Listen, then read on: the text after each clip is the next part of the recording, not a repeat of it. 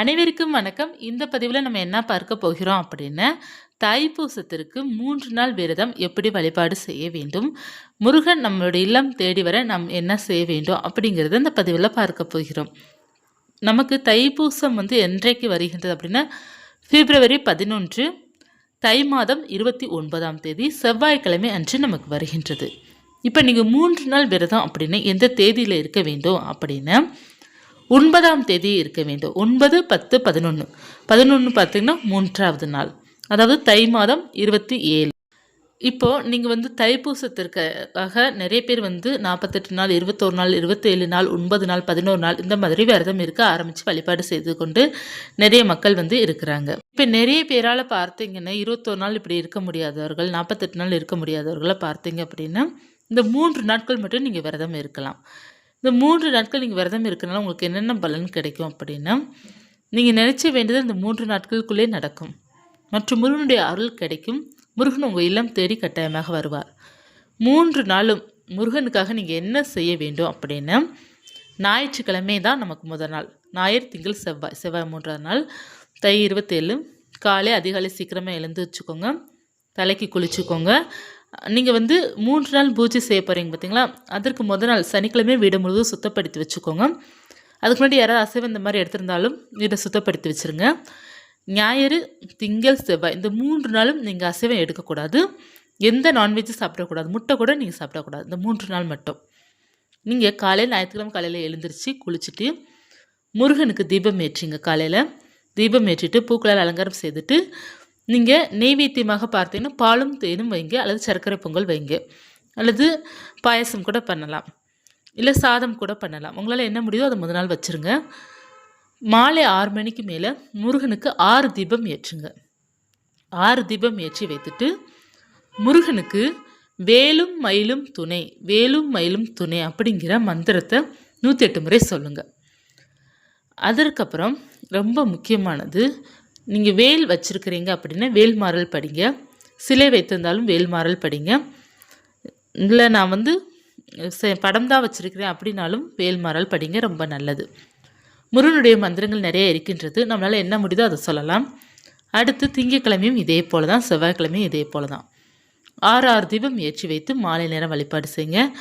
காலை நீங்கள் ஒரு தீபம் கூட ஏற்றலாம், அப்படி இல்லைன்னா 6 தீபம் ஏற்றலாம். 6 முகனுடைய அருள் நமக்கு பரிபூர்ணமாக கிடைப்பதற்கு நம்ம 6 தீபம் ஏற்றணும். இப்போ சிலை வச்சிருப்பவங்களும் மற்றும் வேல் வைத்திருப்பவர்களும் 3 நாளுமே பால் அபிஷேகம் பண்ணுங்க. வேல் வைத்திருப்பவர்கள் கட்டாயமாக பால் அபிஷேகம் பண்ணுங்க. சிலை இருந்தாலும் பால் அபிஷேகம் பண்ணுங்க. ரெண்டுமே இல்லை அப்படின்னா பாலால் நீங்கள் நைவேத்தியம் வைங்க, போதும். இவ்வளோதாங்க, ரொம்ப எளிமையானது. ஆனால் நல்ல பலன் உங்களுக்கு கிடைக்கும். முருகனுக்கு விரதம் இருப்பவர்கள் ஞாயிற்றுக்கிழமை காலையிலேருந்து விரதம் இருக்க ஆரம்பிச்சுட்டு மாலை நேரம் நீங்கள் விரதத்தை முடிக்கலாம். இதே போல் 3 நாளும் இதே தொடர்ந்து செய்யணும். அதாவது காலை ஏதாவது சாப்பாடு, இட்லி இந்த மாதிரி சாப்பிட்டுக்கோங்க. பட்டினியாக இருக்கணும் விருப்பம் இருந்தால் பட்டினியாக இருந்து கொள்ளலாம். மதியம் பார்த்தீங்கன்னா கொஞ்சம் சாதம் சாப்பிட்லாம், அப்படி இல்லைன்னா நீங்கள் சாப்பிடாமல் இருக்கலாம். மதியம் சாப்பிடாமல் இருந்துட்டு காலை 2 இட்லி சாப்பிட்டுக்கோங்க, அல்லது 2 சப்பாத்தி சாப்பிட்டுக்கோங்க, உப்புமா சாப்பிட்டுக்கோங்க. மதியம் பட்டினியாக இருங்க. மாலை நேரம் ஏதாவது சாதம் பண்ணி நீங்கள் சாப்பிட்டுக்கோங்க. அப்படி இல்லைன்னா வேக வைத்த உணவு நம்ம எது வேணாலும் எடுத்துக்கொள்ளலாம். அப்புறம் பாலும் மற்றும் பழங்கள் சாப்பிடலாமான்னா தாராளமாக சாப்பிடலாம். நீங்கள் அப்படி சாப்பிட்றதுனால அதிகமாக சாப்பிடாமல் ஓரளவு சாப்பிட்றதுனால உங்களோட உடம்புக்கும் நல்லது, உங்களுக்கு ஹெல்த்தும் நல்லாயிருக்கும். ரொம்ப பட்டினியாக இருக்கிறீங்க அப்படின்னா ஹெல்த் இஷ்யூஸ் வர்றதுக்கு நிறைய வாய்ப்புகள் இருக்கின்றது. அதனால் முடிந்த அளவுக்கு பார்த்தீங்கன்னா ஏதோ ஓரளவு சாப்பிடுங்க. மனமாற நீங்கள் பூஜை செஞ்சீங்க அப்படின்னா மனம் மகிழ்ந்து முருகன் உங்களுக்கு அருள் கட்டாயமாக தருவார் மற்றும் அவர் உங்களுக்கு காட்சியும் கொடுப்பார். அவருடைய அருளும் பரிபூர்ணமாக கிடைத்து உங்கள் இல்லம் தேடி வருவார். 3 நாள் முருகனோட மனதார நினைத்து பிரார்த்தனை பண்ணுங்க, கட்டாயமாக அவருடைய அருள் கிடைக்கும். 3 நாட்கள் பார்த்தீங்கன்னா விரதம் இருப்பவர்கள் பகலில் தூங்கலாமான்னு கேட்குறீங்க. உங்களுக்கு ரொம்ப டயர்டாக இருக்குன்னா ஒரு அரை மணி நேரம் படுத்து ரெஸ்ட் எடுத்துக்கலாம், தவறு கிடையாது. இல்லை எனக்கு நல்லா தான் நான் இருக்கிறேன் அப்படின்னா நீங்கள் தூங்க வேண்டாம். பகலை தூங்காமல் இருக்கிறது ரொம்ப நல்லது. ஏன்னா நமக்கு நம்மளோட உடம்பை பொறுத்து தான் நம்ம பகலை தூங்குறதும் தூங்காமல் இருப்பதும். ரெஸ்ட்டு கட்டாயமாக தேவைப்படுது அப்படின்னா நீங்கள் ரெஸ்ட் எடுக்கலாம், தவறே கிடையாது. ஒரு 20 நிமிடம் நீங்கள் ரெஸ்ட் எடுத்தாலே உங்கள் உடம்பு பார்த்தீங்கன்னா ஆரோக்கியமாக மாறிடும், அதாவது சுறுசுறுப்பாக மாறிடும். ஏன்னா நமக்கு எவ்வளோ டயர்டாக இருந்தாலும் 20 நிமிடம் நம்ம ரெஸ்ட் எடுத்தாலே நமக்கு சரியாக போயிடும். இன்னும் 20 நிமிடம் கொஞ்சம் நேரம் படுத்துக்கோங்க, ஒன்றும் தவறில்லை. நீங்கள் வந்து அதுக்காக நீங்கள் 3 மணி நேரம் 4 மணி நேரம் விரதம் இருந்து தூங்குறீங்க அப்படின்னு அதுலேயே உங்களுக்கு வந்து பொழுது போயிடும். அப்புறம் நம்ம விரதம் இருக்கிறதுக்கான பலன் அதில் என்ன இருக்கும்? கிடைக்காது இல்லையா? ஏன்னா விரதம் மற்றும் மாலை போட்டு வழிபாடு செய்வங்க நம்மளை வற்புறுத்தி முருகனே கதின் அப்படிங்கிறத வழிபாடு செய்வதான் விரத வழிபாடு. நம்ம விரதம் இருக்கிற பேரில் நல்ல 4 மணி நேரம் காலையில் தூங்கிட்டோம் அப்படின்னா அது வந்து விரதமாக ஆகாது. அதனால் உங்களுக்கு ரெஸ்ட்டு தேவைப்படுது. இப்போ நீங்கள் ஹவுஸ் ஒய்ஃபாக இருக்கும்போது உங்களுக்கு வேலைகள் அதிகமாக இருக்கும்போது உங்களுக்கு வந்து கொஞ்சம் ரெஸ்ட்டு தேவைப்படுது. அப்படி மதியம் கொஞ்சம் நேரம் நீங்கள் தாராளமாக ஓய்வு எடுத்துக்கொள்ளலாம். கொஞ்சம் நேரம் படுத்து கூட எந்திக்கலாம். ஒரு 20 நிமிடத்துக்கு மேலே வந்து தூங்காதீங்க. இதுதான் போதும். இது லிமிட். இதுதான் நம்ம ஆரோக்கியமும் நமக்கு கொடுக்கும். நம்ம ரொம்ப நேரம் தூங்குனா அது பொழுது நமக்கு போயிடும். நல்லா முருகனை நினைத்து கொண்டே இருங்க. பூஜை செய்பவர்கள் தாராளமாக நல்லா தூங்கிக்கலாம். நீங்கள் எவ்வளோ நேரம் வேணாலும் தூங்கிக்கொள்ளலாம். மாலை நேரம் பூஜை செய்துக்கோங்க. இப்போ காலை மாலை 2 வேளையும் பூஜை செய்துக்கோங்க.